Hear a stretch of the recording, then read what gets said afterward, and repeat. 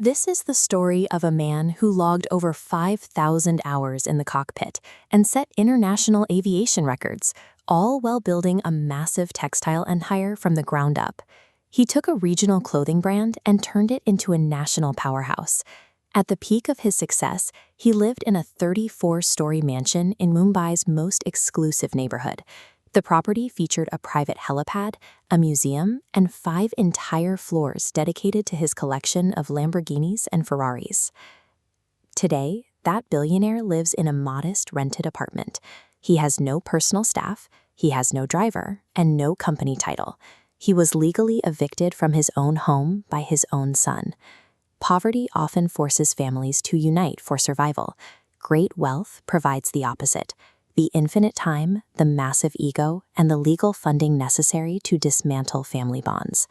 This catastrophic family breakdown follows a specific, recurring psychological pattern. The Yayati Syndrome describes a cycle where parental ambition and the drive to secure a legacy begin to overwrite the emotional autonomy of the next generation. These corporate succession wars are ancient psychological flaws repeating themselves in modern boardrooms. To understand how these dynasties collapse, we have to look at how they were built. The ancestors of this empire operated with extreme discipline. They were so frugal they would save a pencil until it was a tiny, unholdable stub before finally replacing it. Their values were rooted in the Swadeshi movement, focusing on national self-reliance rather than personal excess. They focused on building a collective future. In the modern era, that mindset has shifted toward a greed syndrome. Wealth becomes an identity meant to be flaunted through zero-sum corporate games and luxury status symbols. The same traits used to build the wealth, ruthless ambition and total control, eventually become the psychological weapons that dismantle family cohesion. Ancient Indian mythology offers a blueprint for this failure in the story of King Yayati. Cursed with premature old age, the king found himself suddenly stripped of his vitality. Terrified of losing his power, he refused to accept his fate. He demanded that his own sons trade their youth for his old age so he could continue ruling.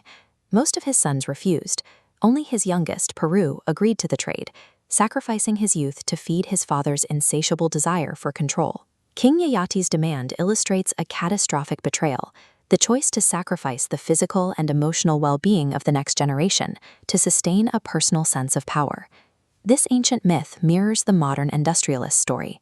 He alienated his older son over management disputes, eventually forcing him out of the family empire entirely. This shift changes the nature of remaining heirs. They are treated as corporate assets and successors on an organizational chart. To protect his legacy, the patriarch transferred total control of the company to his youngest son.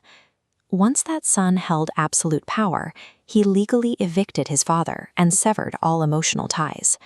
Like King Yayati, the patriarch successfully protected his empire by using his son, but he sacrificed his family in the process.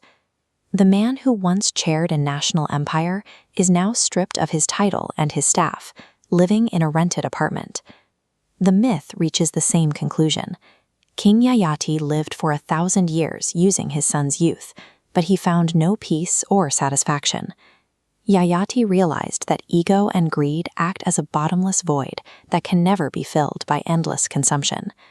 The modern greed syndrome operates on the same fallacy. It promises security through wealth, but inevitably delivers emotional isolation. Maintaining an empire requires more than financial acumen. It requires a high level of emotional intelligence. Projecting personal ambition onto children and treating family relationships like corporate transactions ensures a dynasty will collapse. For wealthy families, failing to break the Yayati syndrome means their wealth won't be a legacy, it will be the instrument of their destruction.